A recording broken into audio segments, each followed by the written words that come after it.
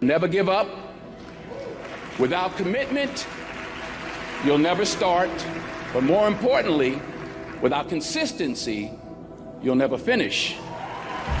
Keep working, keep striving, never give up, fall down 7 times, get up 8. When you feel like giving up, don't. When you thinking about giving up, don't. When they tell you you can't, come on, man, who are they? When they tell you you're not gonna make it, don't believe them, man. You got to be relentless. Ease is a greater threat to progress than hardship. It's going to be hard. Easy is not an option.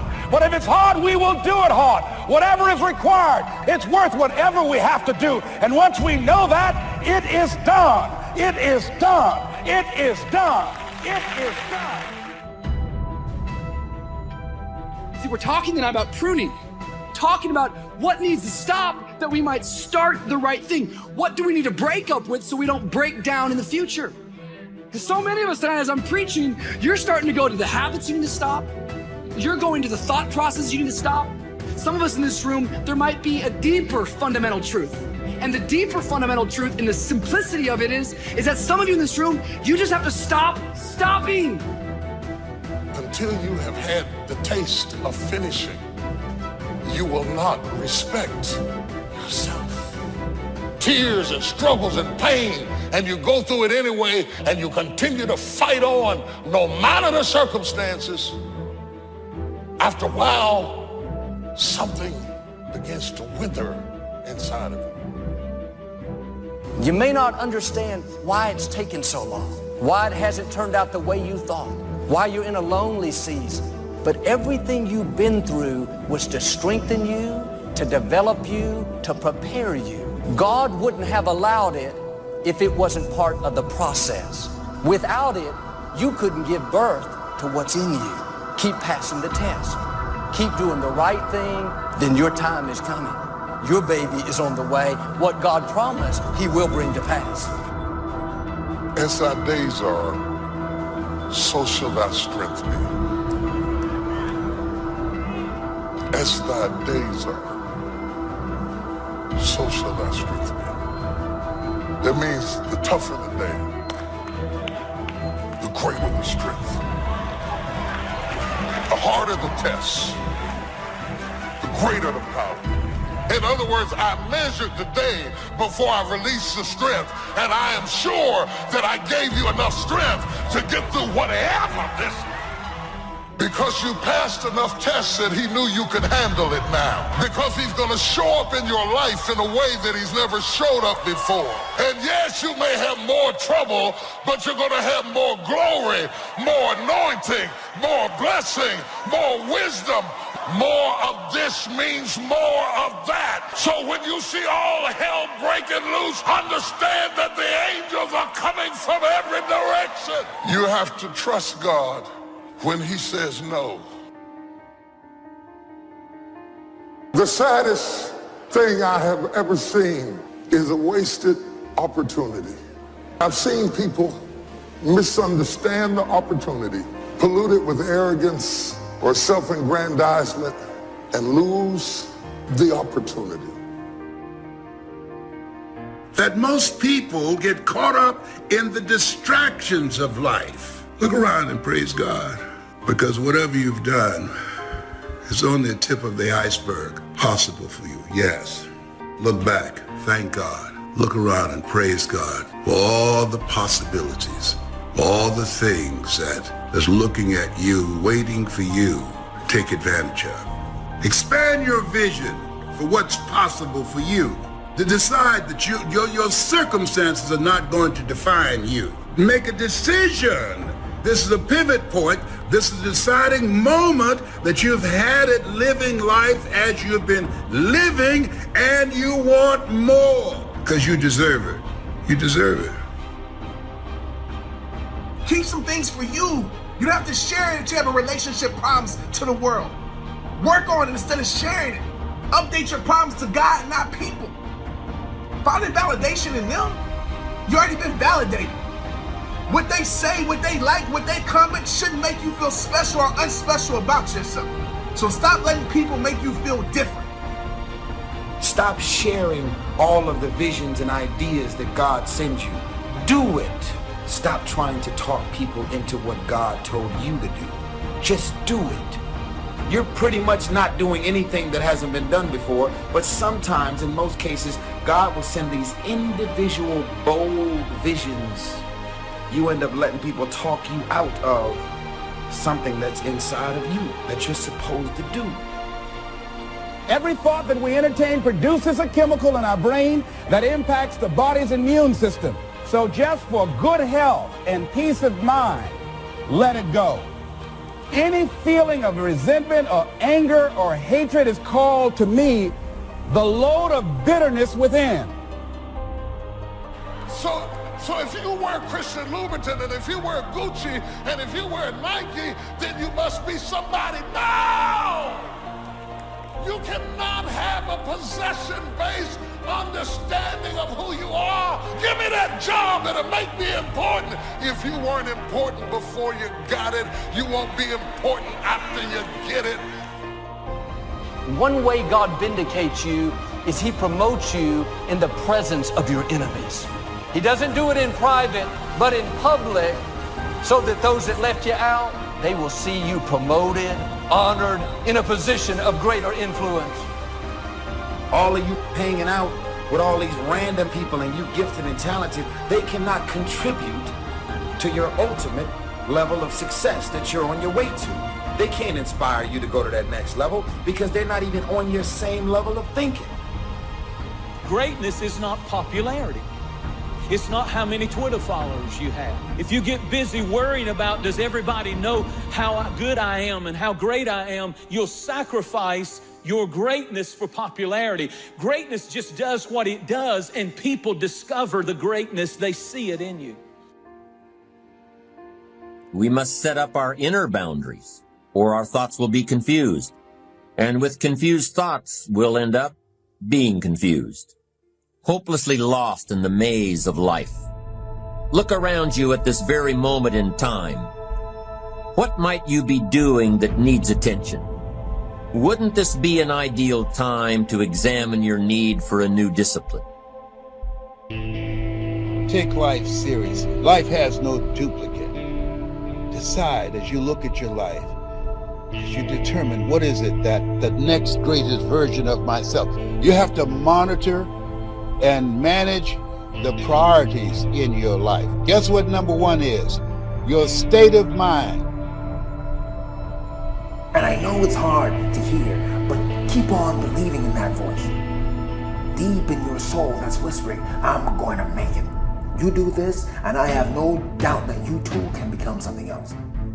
And if you have to defy gravity to catch your dream, then you'll grow wings. There's something magical about you. It's time to discover that. Hidden greatness is usually revealed during hardships. It's the hardship, the crisis, that brings greatness out of people. The hard places reveal hidden greatness. Hidden greatness will get in trouble and rise to the occasion. Listen to me. You have been given an opportunity. You have been given an opportunity of a lifetime. And if you think you're going to blow up, if you think you're going to get to the next level by luck, you got another thing coming. Opportunity comes in chaos. A chance to stand up. A chance to get it right. A chance to make a U-turn. I can change, you can change, the other people in our life can change, our finances can change. There's nothing that cannot change. Don't look at any situation and think this is hopeless, this will never change. And yet we have such a tendency to lean toward what's wrong and finding the fault. But we can change that attitude. The process, the little steps that make a mile. It is not the destination. It is the things you learn along the way. It is the people who beguiled you and tricked you that make you wiser. Wisdom is made out of the stupid things you did before you got it. By not being prepared, you make the choice of getting caught in some of life's unpleasant circumstances, failures, personal losses. By not being prepared, it's your choice.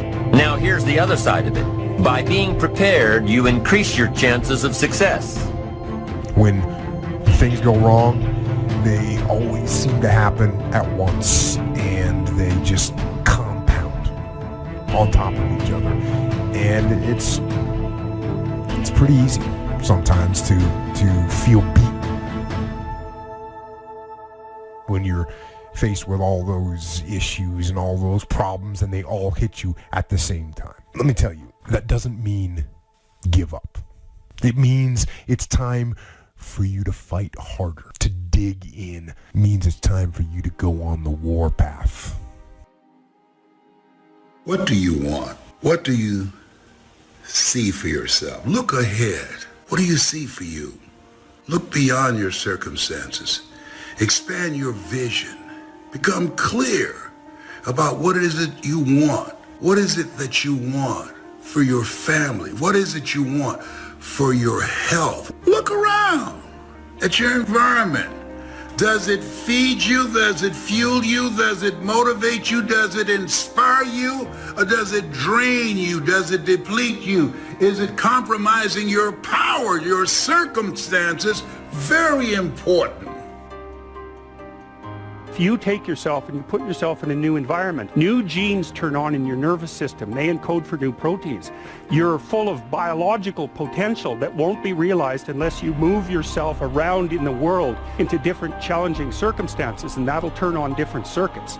It's that by exposing yourself to different environments, you put different physiological demands on yourself all the way down to the genetic level, and that manifests new elements of you. Because you take yourself out of your dopey little village, and that's just the little bounded you that everyone knows and that isn't very expanded. And then you go somewhere dark and dangerous, then while you do that, you have adventures and they toughen you and pull more out of you, partly because you're becoming informed. Time and change are the raw materials of life. These are two things you can't stop, and they keep moving. And they build your life. Time and change are building blocks. In other words, time and change are the only commodities in life that every human have in common. All of us are given 24 hours every day. A lot of people are just showing up in life. A lot of people just get up in the morning, go to the job just to pull a check down, watching the clock coming in. So you want to be a different kind of person as you forward your life. If you're going to do it, it's worth your time, your energy. You've got some expectations from this. I do not let people waste my time. If there's considerable time that passes between the moment of awareness and the time of our implementation, then that is called procrastination. Doing it tomorrow instead of today, an almost exact opposite of discipline. The voice within us says, get it done. Discipline then says, do it now, tomorrow, and always, until finally, the worthy deed becomes instinctive. Doubt comes from the suffer. It comes from a loss. It comes from fear. It comes from the sacrifice. And so just remember this, you're supposed to suffer and sacrifice. What are you willing to risk in order to make your dream come true? Nothing ventured, nothing gained. You're going to take a risk. Maybe it's financial. Maybe it's a risk of looking bad. Maybe it's a risk of failing, of falling on your face, of going broke, of going through anxiety. What are you willing to risk in order to win? You're not doing it for their sake, you're doing it for your sake. That poison is contaminating your life. When you release it, you'll step into new levels of freedom. Is there something you need to let go of? Bitterness, anger, how someone treated you? It wasn't right what they did, but you're forgiving so you can be free. Dreams motivate us. Dreams energize us. In all of your getting, get a dream in your life. A dream is the inward picture of the future you desire. And don't act like it's not important. And when God is going to do something in your life, He'll give you a picture first on the inside of where you're going before you ever get there. And He says, live into that dream. Use your power to change things, not to complain about your situation. Use your power to recreate things, not talking about where you are. Use your power because you've been given authority and dominion over everything. Exercise it. Don't give it away. Look ahead. What is it that God is calling you to do? What's in your heart? Because where your heart is, there your treasure is also. What's in your heart? That's a calling. You were created on purpose, with a purpose. You're still here regardless of what you've gone through. You're still here regardless of what you've done and all the things that you've done that you shouldn't have done. You are still here for a purpose, for God's purpose. You can change whether or not you go for the skills, multiply your value by 2, 3, 5, 10. That you've got charge of. That you have control of. You don't have control of the constellations. Learn some new skills. You have control over that. What's the biggest problem? What's causing the most stress? Explain where you are at. Be blunt, be upfront, and then give them the simple plan of how you're going to get things back on track. You give it to them straight, right? You're falling behind at work. Talk to your boss. Face it. Tell him you're going to get after it. And tell him that you're 100% committed. It won't be easy. It will be hard because life is hard. That's what life is. I know people do things that hurt you. Everything is not fair and everything is not just and everything's not right. Sometimes you've done the very best and you don't get selected and you don't get the opportunity. You cannot afford to get bitter because if you get bitter, you will never get better. You gotta get that out of you. If you got to throw it up, if you got to pray it up, you gotta get it out of you. There's a curse on it. There's a curse. You gotta get it out, get it out, get it out, get it out, get it out. He left you, he cheated on you, but get it out of you, get it out of you. So you go ahead. That's the character test. It's like, what do you do with messages of error? Here's what not to do. I am a bad person. I might as well just go jump off the bridge. It's like, no, that's not good, because what that means is that every time you try to learn something, you're going to make a mistake, because what do you know? So you're going to make mistakes. And if the rule is every time you make a mistake, you're going to go jump off the bridge, then that's not a useful problem-solving strategy. And so when you make a mistake, you don't get to beat yourself to death with a club. It's a bad strategy. These challenges that you face, they're going to do their best to take you down. Let those challenges raise you up. Let them elevate you. Let their demands and their trials make you stronger. Stand up, dig in. Line up those problems and confront them. Face them. Fight them. A man should live fully, be alive. He should be glad to get out of bed in the morning. He should be doing a job he likes to do because he does it well. My years in the newspaper business have convinced me of several things. Among them, that people are basically good, and that we came from someplace, and we're going someplace. So we should make our time here an exciting adventure. The architect of the universe didn't build a stairway leading nowhere. But for this whole process to work for us, we must first master the art of discipline, self-discipline. Consistent self-discipline. It takes consistent self-discipline to master the art of setting goals. If we don't make consistent self-discipline part of our daily lives, the results we seek will be sporadic. Become aware of what your needs are. Develop compassion for yourself despite your human defects. You will never be perfect. You will never be perfect. You're human. You've made a lot of mistakes. It takes a consistent effort to truly manage our valuable time, or we'll be consistently frustrated. Our time will be eaten up by others whose demands are stronger than our own. You can't be in price tag mode. What's it cost? What's it cost? What's it cost? You never get what you want. Decide in advance what it's going to cost. Successful people don't negotiate the cost of something. They negotiate whether it's worth it. If you're a person who's always thinking about what it's costing you in the sacrifice towards your dream, you're always going to be negotiating it. I used to be broke, and I might be broke again, but nothing lasts forever. To everything there is only a season. Whatever your season is right now, it cannot last.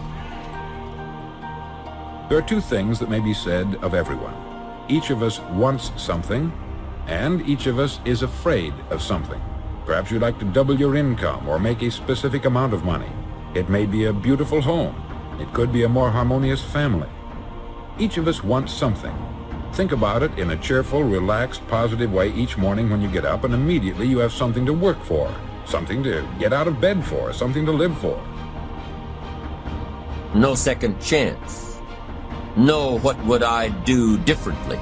Choose one or the other, but both will have their price, the price of discipline or the price of regret. You see, the discipline that it takes to make your bed every day is the same discipline necessary for success in the world of business. The first lesson of discipline is that it isn't the easiest option. The second lesson of discipline is that it's a full-time activity. If you keep hanging out with negative people, it's going to infect you with fear. Stop filling your mind with negative words from television, internet, social media. How to turn nothing into something. And here's a little gist of what I've been covering. First, to turn nothing into something, you start with ideas and imagination. Now, it's hard to call ideas and imagination nothing. How tangible are ideas and imagination? It's a bit of a mystery. So you can't really call ideas that can be turned into a hotel, ideas that can be turned into an enterprise, ideas that can be turned into the Salk vaccine, ideas that can be turned into miracle products, ideas. You couldn't really call the idea nothing. It must have some kind of substance. And imagination can't really be nothing. We call it nothing because it isn't like tangible. It isn't like a podium. It isn't that real. But it is almost real. So to turn nothing into something, you start with ideas and imagination. Interesting. Ideas that become so powerful in your mind and your consciousness, they seem real to you even before they become tangible. Imagination that is so strong that you can actually see it. You can actually see it.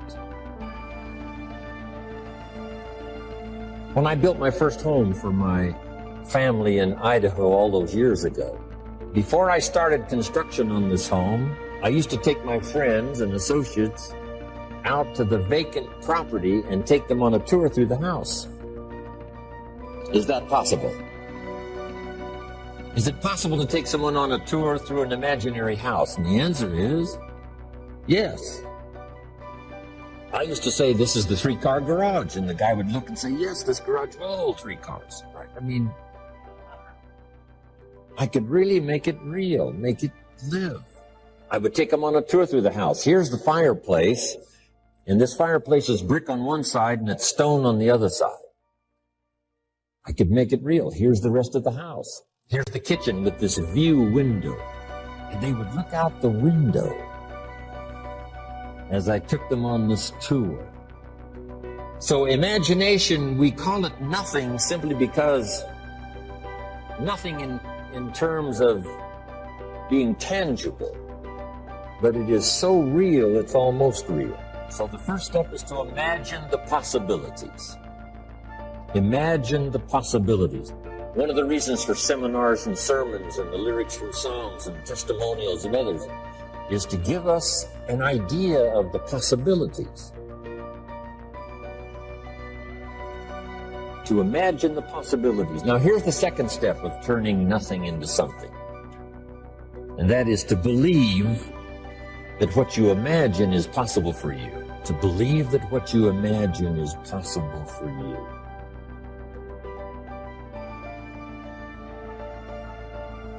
And we become supported by testimonials that say something like, if I can do it, you can do it. And we start believing. First, we imagine what's possible. Second, we start to believe that what's possible is possible for us. We might also believe because of our own testimonial. Here's what our testimonial might say. If I did it once, I could do it again.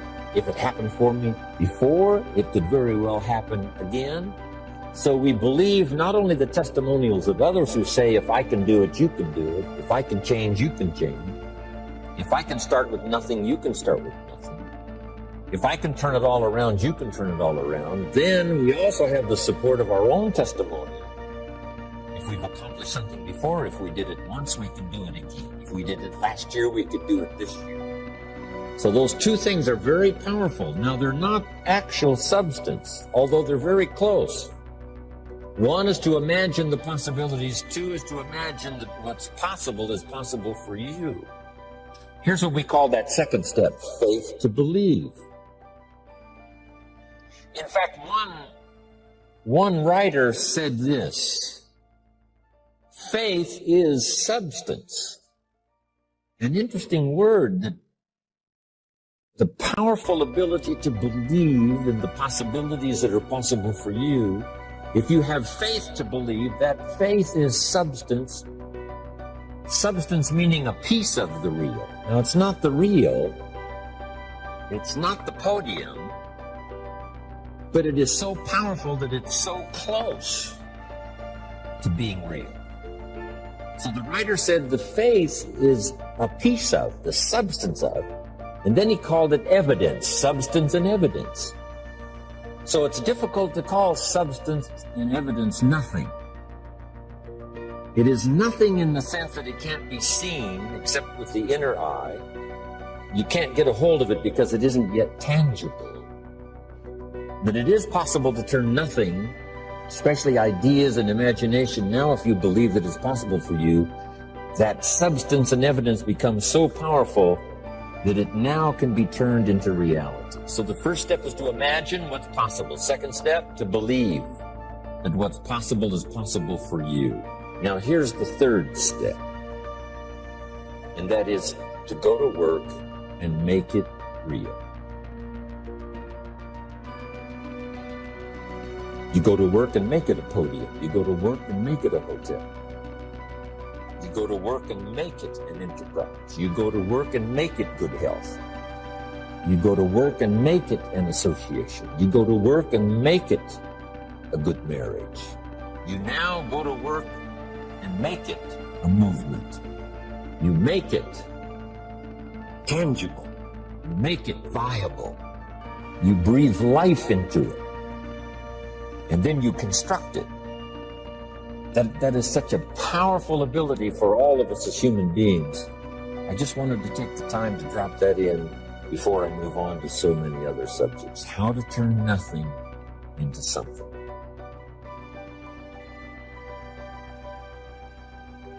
Now here's the last part. It takes the disciplined activity to turn nothing into something finally. Faith without the activity serves no useful purpose. But faith invested into the activity creates reality. Once I understood that, I knew then it was possible to build a career. I knew it was possible to build good health. I knew it was possible to build a relationship. I knew I could participate in the constructing of valuable things, valuable enterprises, valuable things that would help and benefit other people. I knew I could be part of it, and I knew I could do it once I understood this formula. So here's the last part now. Appreciate now the disciplines that turns imagination into reality. Because without the disciplines, it doesn't work. The discipline is the last piece of the miracle process. The last piece of the miracle process is to do the work. To do the work of good health. To do the work of a relationship. To do the work of building this hotel. Incredible. So now here's the next one, especially I'm sure for this mature audience that have come to be with me on this weekend, to welcome the disciplines. Now, you know, unless you're mature and unless you really understand, some people said, you know, I wouldn't want to welcome disciplines. They're distasteful. But once you understand that they are the miracle piece of the process, then you welcome the discipline. That's why I'm sure the ancient formula said 6 days of discipline. That's a good word to add. 6 days of disciplined activity creates the miracle of your living, creates the miracle of a fortune, creates the miracle of a city, creates the miracle of a polio vaccine, creates the miracle of music. Ideas and imagination, believing in the possibilities, and then investing the imagination and the faith into the disciplines. Guess what they call artists, writers? They call those achievements disciplines. They call them disciplines. Not random activity, but disciplined activity. Not just rushing at something blindly and flailing your arms and your muscles at it. No, disciplined activity creates harmony, creates music, creates an association, creates an enterprise, creates something tangible, visible, viable, workable. Whether it's a political institution, a religious institution, all things workable in the human experience have come from this such formula. Imagination, faith to believe it's possible, and then go to work and make it. Here's the next important law, called the law of faith. We covered it a little bit earlier in a fairly simple form. Faith is the ability to see things that don't yet exist. Faith, though, can turn difficulty into reality, positive reality. And I just want to give you this quick little line up here because it's so important to ponder it and then work it. Here's what faith is for. Number one, faith is the ability to see it as it is. Faith doesn't mind seeing it as it is because faith is a miracle worker. Faith does not ignore the negative. Faith uses the negative. Because if there was no negative, there'd be no need for faith. If everything is okay, what would you need faith for? You need faith because it isn't okay. Now, what isn't okay? Who knows? The situation that isn't okay. So here's what faith does. Number one, faith does not ignore the negative because faith now stands as the miracle worker if you let it work. So faith sees it as it is. If it's ugly, it's ugly. If it isn't working, it isn't working. If it's a mess, it's a mess. It doesn't hurt to call a mess a mess. You don't need to fancy it up here. If it's broke, it's broke. If it's miserable, it's miserable. Faith doesn't mind admitting that. Faith doesn't mind seeing that. Here's why. Number one, you can see it as it is. That's the beginning of faith, seeing it as it is. Now, here's the second step of faith. See it better than it is. Couldn't you see beyond the mess? The mess is for today. Couldn't you look into tomorrow? The answer is yes, I guess I could look into tomorrow. Humans have this incredible ability to look into tomorrow, to look into next week. So we not only have the ability to see it as it is, the beginning of faith, but to see it better than it is. Dream the dreams, make the plans, visualize, use your imagination, see it better than it is. Now here's the third step that turns faith into reality. Make it better than it is. Faith now must be invested in the muscle. But if you invest faith now in the action, you can take any situation and make it better than it is. Next. In the beginning of faith, seeing it as it is. Don't see it worse than it is. Don't blow it out of proportion. Some people have this tendency to blow it all out of proportion and say, well, it can't be that bad. If it's this bad, that's how bad it is. You don't need to multiply how bad it is by 10. That's not necessary. Just as it is. That's the deal. As it is. Don't see it worse than it is. Now here's the next unique key to faith. Don't see it for more than it can become. There's a thin line between faith and folly. Yes, it's possible to see yourself as a millionaire, but not overnight. Someone says, well, yes, I can see that. Don't see it for more than it can become in a reasonable period of time. Yes, if it dropped out of the sky overnight, but that's not likely.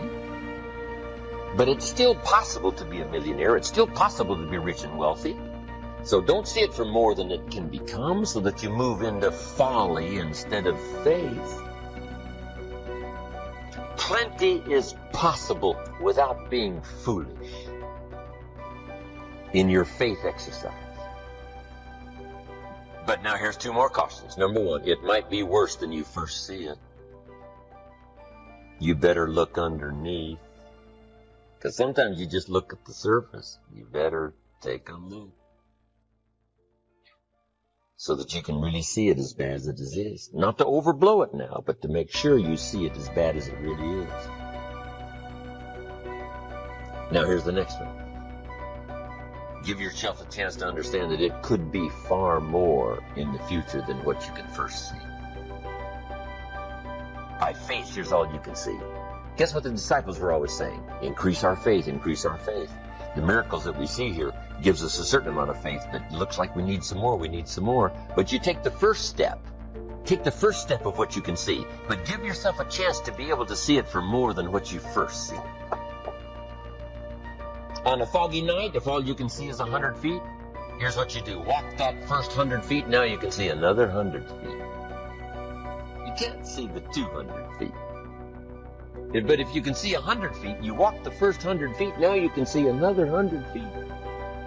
So I'm asking you to take the early steps of faith, whatever you can see it possible to become. Start believing that. Have faith for that. And I'm telling you, as that starts to exercise, you'll be able to see it for more and for more and for more. The possibilities will start to increase in your own imagination.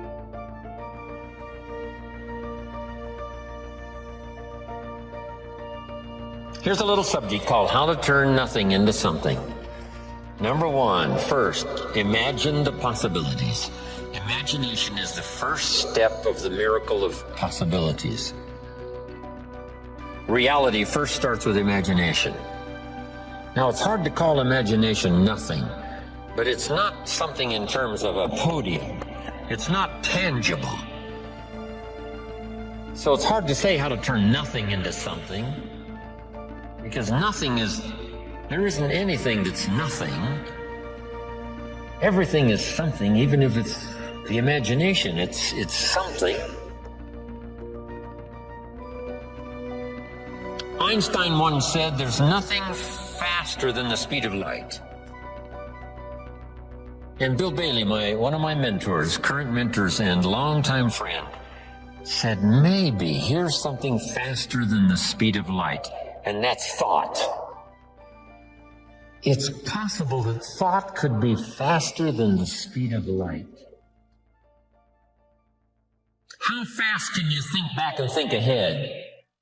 I guess we can't say the exact same instant, but all we can say is it seems like the exact same instant. You know, if you don't know the truth, you can't say that's true. And if you're not a scientist, it'd be, a little out of order to say, yes, this is true. But here's what it seems like. It's possible to think back and ahead at the same time. I mean, how fast is that? Now, how to turn nothing into something. Number one, imagine the possibilities.